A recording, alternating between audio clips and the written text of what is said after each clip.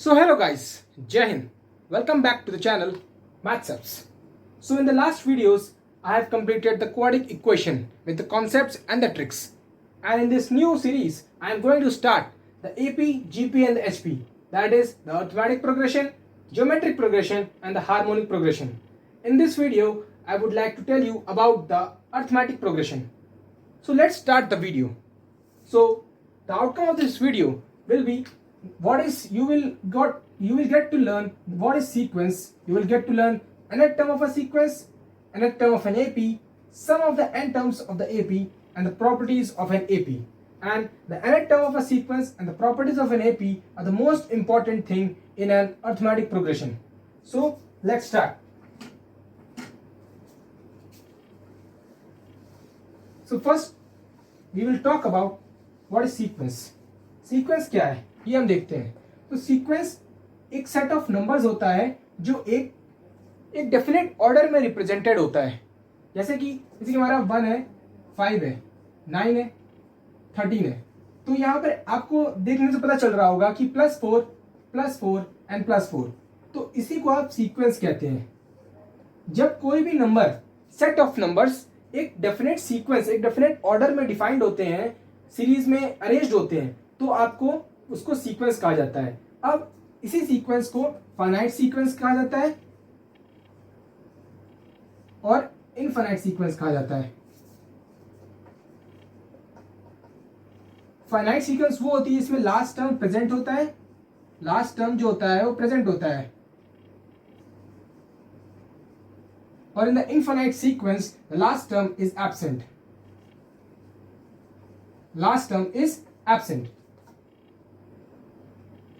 तो हमने सीखा कि सीक्वेंस क्या होती है. एक डेफिनेट ऑर्डर में जब सेट ऑफ नंबर्स को अरेंज किया जाता है तो उसको सीक्वेंस कहते हैं. सीक्वेंस के दो टाइप्स होते हैं, finite sequence in which last term is present and another is infinite sequence in which last term is absent.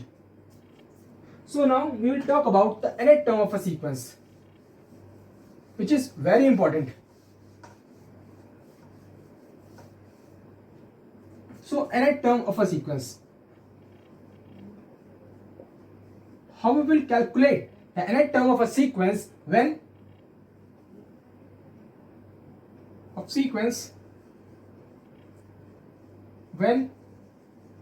sum of the n terms, sum of the first n terms is given. This is given. How to calculate the nth term of a sequence when sum of first n terms is given. So सबसे पहले हम लोग यहाँ पे n की अगर 1 value डालेंगे तो s1 क्या होगा आपका. अगर सम ऑफ टर्म्स निकालना है तो हमको सारे टर्म्स को ऐड करना पड़ेगा. We will have to add the terms. So t1 अगर एक टर्म है तो उसका सम भी क्या होगा, t1 होगा. अगर s2 होगा तो आपका सम ऑफ टर्म क्या होगा, t2 plus t1, t1 plus t2. And s3 होगा तो आपका क्या होगा, t1 plus t2 plus t3. अब आपका ले लीजिए कि Sn-1 टर्म क्या होगा, सम ऑफ Sn-1 टर्म. तो ये होगा t1 t2 dot dot dot tn-1. अब आप सम ऑफ n टर्म्स ले लीजिए तो होगा t1 t2 t3 dot dot dot tn-1 plus tn. तो आप देख लीजिए कि हम लोग जब इसको और इसको माइनस करेंगे, Sn minus Sn-1, Sn minus Sn-1, ये क्या आएगा आपका, ये आपका आएगा Tn. क्योंकि और सारे करस्पॉन्डिंग जो नंबर्स हैं वो आपके माइनस हो जाएंगे. तो ये आपका फॉर्मूला बहुत इंपॉर्टेंट है nth term of a sequence के लिए. इससे आप किसी का भी nth टर्म निकाल सकते हैं एक सीक्वेंस का. Sn minus Sn-1 when sum of the first n terms are given. अब चलिए इस पे एक सवाल देख लेते हैं, इससे आपको और क्लैरिटी आएगी.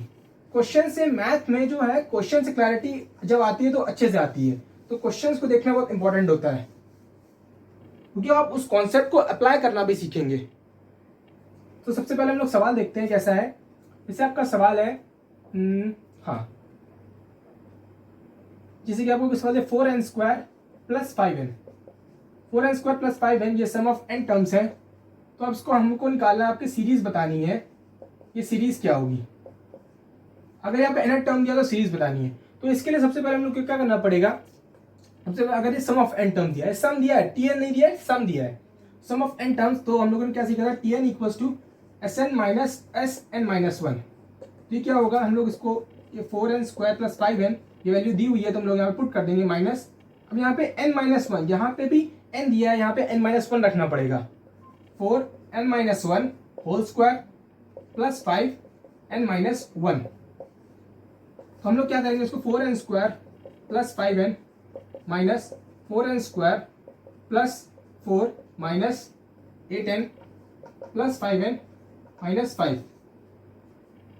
So 4n² gone, and here 1 minus 1 plus 1, so plus 1 will come, and here minus 3n plus 3n, and 5n plus 3n will be 8n plus 1. So what is this? So 8n plus 1 is nothing but tn, nth term of a sequence. So nth term अगर आपके पास आ गया और अगर आप n की value 1, 2, 3 रखेंगे तो आपकी सीरीज भी आ जाएगी। तो सीरीज क्या होगी आपकी 9, 17 डॉट डॉट डॉट, ऐसे आपकी सीरीज भी चलेगी। तो आपको अगर Sn दिया है तो सबसे पहले आप Tn निकालेंगे और फिर उस nth टर्म से आप सीरीज निकाल सकते हैं।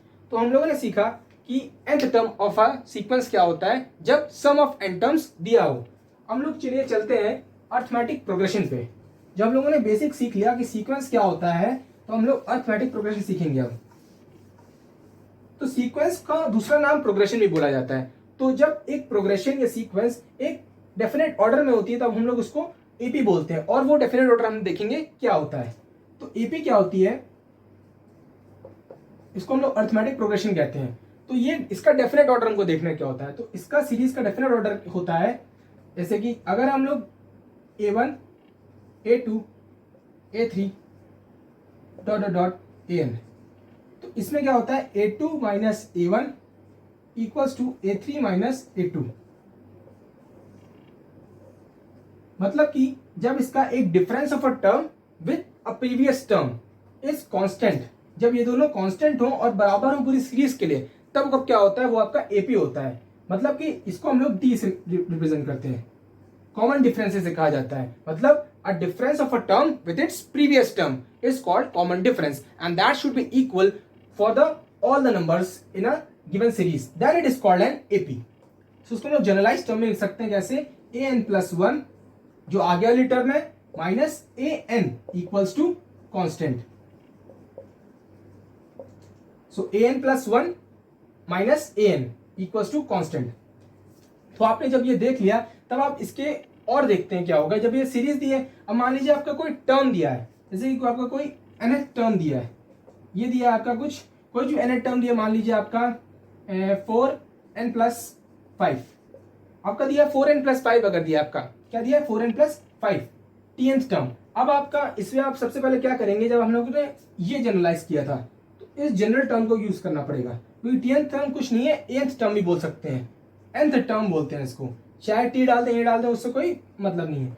तो अब हम लोग देखेंगे ये, तो an प्लस 1 तो 4, यहाँ पे n है वहां पे प्लस 1 डाल n प्लस 1 डाल दीजिए, तो ये आ गया 5 minus 4n plus 5, 4n plus 4 plus 5 minus 4n plus minus 5। तो आपका क्या है यहाँ पे, ये गया ये गया ये गया ये गया, ये आपका आया 4। तो अब ये कांस्टेंट है, मतलब कि इससे आपका कंक्लूजन क्या निकलता है, कंक्लूजन ये निकलता है कि अगर an प्लस 1 माइनस an करेंगे वो कांस्टेंट आएगा, मतलब कि वो इंडिपेंडेंट होगा किससे, n से, independent of n, independent of n।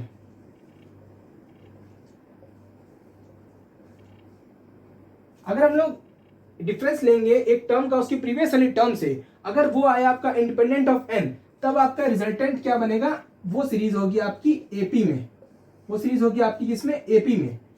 तो आपने इस सवाल से समझा, इस एग्जांपल से समझा कि ये एपी में क्यों, क्योंकि इंडिपेंडेंट ऑफ n है, ये कांस्टेंट है, तभी ये आपकी जो इससे सीरीज बनेगी वो आपकी एपी में होगी। तो चलिए हम लोग अब देखते हैं कि अब आगे एक और देखते हैं, एक और टाइप का देखते हैं, जिससे आपको पूरा समझ में आएगा कि कब एपी में नहीं होगी। तो हम लोग अब देखते हैं कि कौन सी टर्म एपी में नहीं होगी। तो उसके लिए हम लोग देखेंगे कि tn को लेते हैं हम लोग 2n² प्लस 1 की एक एग्जांपल ले लिया हमने अगर, तो अब हम इसमें वही फॉर्मूला लगाएंगे, बेसिक सा ए एन प्लस वन, जैसे टी एन प्लस वन बोल दें minus t n equals to t n plus one minus t n equals to क्या था, हाँ इसको करना था। और ये आना चाहिए इंडिपेंडेंट ऑफ एन। अगर ये एपी में है, ये एपी में है तो आना चाहिए आपका इंडिपेंडेंट ऑफ एन। हम लोग देख लेते हैं 2n प्लस वन का whole square minus t n plus plus one minus 2n square plus one, ये आएगा आपका 2n square plus one plus 2n plus one minus 2n square minus one, that is 2n square plus 2 plus 4n plus one minus 2n square minus one. सबका 2n square gone, that is minus one gone and nothing is left, 2n square plus 2 plus 4n plus 1 minus 2n square minus 1 minus 1 gone, this and this gone. So यहाँ पर आप देखिए 4n plus 2, so this difference is not independent of n, so ये आपकी AP में नहीं है। ये जो आपका nth टर्म से जो सीरीज बनेगी, nth टर्म आपको एक सीरीज ही देगा, वो आपका AP में नहीं होगी वो सीरीज, क्योंकि यहाँ पर इंडिपेंडेंट ऑफ एन नहीं दिखा रहा है, डिपेंडेंट दिखा रहा है। अब यार सीरीज ऐसे ही बना सकते थे, ये तो आपको मैंने जनरल एक फील लाने के लिए कि आपका एपी होती क्या, एक फील लाने आपको मैंने general t n plus one minus t n बताया। इसमें हम लोग यहाँ पे अगर टी एन टर्म दिया तो आपको एन की करस्पॉन्डिंग वैल्यू उसके लिए एक सीरीज निकल कर आ ही जाएगी। तो उसके लिए हम देखेंगे जब एन इक्वल्स टू 1 डाला तो आएगा 3, जब एन इक्वल्स टू 2 डाला तो आएगा 8 9, जब एन इक्वल्स टू 4 डाला 16 32 33। तो यहाँ पर आप देख सकते हैं कि ये जो है इसका जो डी है, जो इसका और इसका माइनस करके आएगा वो इक्वल नहीं आ रहा है, तो ये एपी में नहीं है। आप यहां से भी देख सकते हैं, लेकिन आपको मैंने ये इसलिए बताया कि आपको कॉमन डिफरेंस का फील आए, एपी होती क्या उसका फील आए। तो एपी क्या होती है, जब आपका difference of a term with its previous term independent of n आए, मतलब एक कांस्टेंट आए, तो क्या होती है, एपी होती है। हम लोगों ने इन दो सवालों से सीखा कि आपका एपी होती क्या है। अब चलिए देखते हैं nth term of an AP. So nth term of an AP क्या होती है, जैसे कि आपने एपी इस फॉर्म में लिखी जा सकती है, a plus D dot dot a plus n minus one into D. तो ये आपकी एक सीरीज हो गई एपी में, ये आपकी सीरीज हो गई एपी में। तो इसमें आप ये हो गया आपका nth टर्म। कैसे, देखिए जब आपने a की 1 वैल्यू डाली, जब 1 डालेंगे तो 1 माइनस 1 0 हो जाएगा, तो इसकी पहली टर्म a निकल कर आ जाएगी। यहाँ पे 2 डालेंगे तो 2 minus 1 1 and a plus d आपकी सेकंड टर्म निकल आ जाएगी। तो nth term of an AP क्या होगी आपकी, a plus n minus 1 into d. अब देख लेते हैं हम लोग sum of n terms. Sum of n terms क्या होता है, n by 2 2a plus n minus 1 into d. This is the sum of the n term. इसका एक और फॉर्मूला होता है n by 2 a plus l, where l is the last term and a is the first term and n is the number of terms। तो हम लोगों ने sum of n terms देख लिया, nth term of a AP देख लिया। अब हम लोग देखते हैं सबसे अच्छा कंसेप्ट क्या है आपका, प्रॉपर्टीज ऑफ एन AP। सो अब प्रॉपर्टीज देख लेते हैं।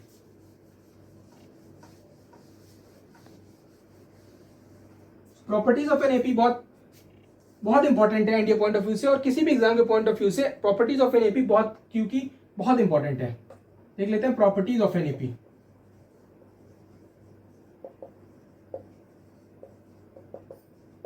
सबसे पहली प्रॉपर्टी है कि अगर आपका दिया है आपका, जैसे कि मान लीजिए हाँ आपका टीएनथ टर्म दिया है कुछ an प्लस बी। अगर टीएनथ टर्म आपका an प्लस बी दिया है, मतलब कि एक nth term of nth term if it is expressed in a linear expression of n, if nth term is represented or expressed as a linear expression of n, then it will be in AP with common difference is equals to a। यानी कि अगर कोई भी एक expression है, linear expression, quadratic नहीं linear, जिसकी highest degree क्या होगी 1 होगी, उसका अगर एक्सप्रेस की जाती है n टर्म्स में n के साथ, तो उसका जो सीरीज बनेगी उसकी हमेशा क्या होगी, AP में, और उसका जो कॉमन डिफरेंस होगा वो आपका n का जो कोएफिशिएंट होगा वो होगा। इसको आप प्रूव भी कर सकते हैं। कैसे प्रूव करने के लिए कुछ नहीं करना होगा भाई, आपको फॉर्मूला लगाना होगा। जब tn दिया है तो आपका tn प्लस 1 माइनस tn होगा। अब देख लीजिए इसको क्या आना चाहिए, इसके रिजल्ट को क्या आना चाहिए, जैसे मैंने आपको पहले बताया था, इसके रिजल्ट को आना चाहिए इंडिपेंडेंट ऑफ n, मतलब एक कांस्टेंट वैल्यू निकल कर आनी चाहिए। तो tn प्लस 1 माइनस tn क्या होगा, a n plus one plus b minus a n minus b. तो ये आएगा a n plus a plus b minus a n minus b. So a n will cancel a n, b will cancel b and a will come. So this is what? This is nothing but d. This is what? This is nothing but d. That is a common difference. So आपने देखा कि ये constant आ रहा है, independent of n आ रहा है, तो ये क्या है एपी में। मैंने इसको बताया था आपका जो कॉमन डिफरेंस होगा वो होगा कोफिशिएंट ऑफ n, जो d इक्वल्स टू a आ रहा है, यहाँ भी d इक्वल्स टू a आ रहा है। तो आपने ये समझ लिया कि इसको आप रिजल्ट की तरह भी याद रखेंगे, क्योंकि ये डायरेक्ट रिजल्ट की तरह अप्लाई होता है। तो इसलिए आपको मैंने करके दिखा दिया कि जैसे आपको कॉन्सेप्ट पता चले, क्योंकि उसी से कॉन्फिडेंस है, क्लैरिटी आएगी। तो आपने देखा कि अगर लीनियर एक्सपेंशन है तो ये एपी में होगा और इसका जो डी होगा वो कोफिशिएंट ऑफ एन होगा। हम लोग इसी तरह देखते हैं दूसरा।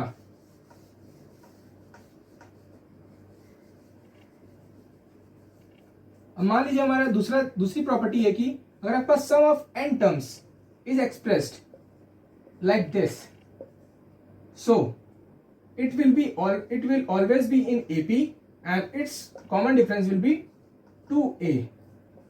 अब देखिए मैं आपको इसको प्रूफ कैसे करूंगा कि ये होगा। जैसे मैंने आपको पिछले वाले में प्रूफ करके बताया, इसमें बताऊंगा मैं सम ऑफ एन टर्म्स दिया है, सम ऑफ एन टर्म्स के लिए क्या निकालना है। जैसे मैंने आपको पहले बताया था nth टर्म निकालना है, तो nth टर्म कैसे निकलेगा, tn equals to sn minus sn minus one. So an square plus bn minus a n minus one का whole square plus b n minus one, a n square plus b n a n square plus one minus two n plus b n minus b, a n square plus B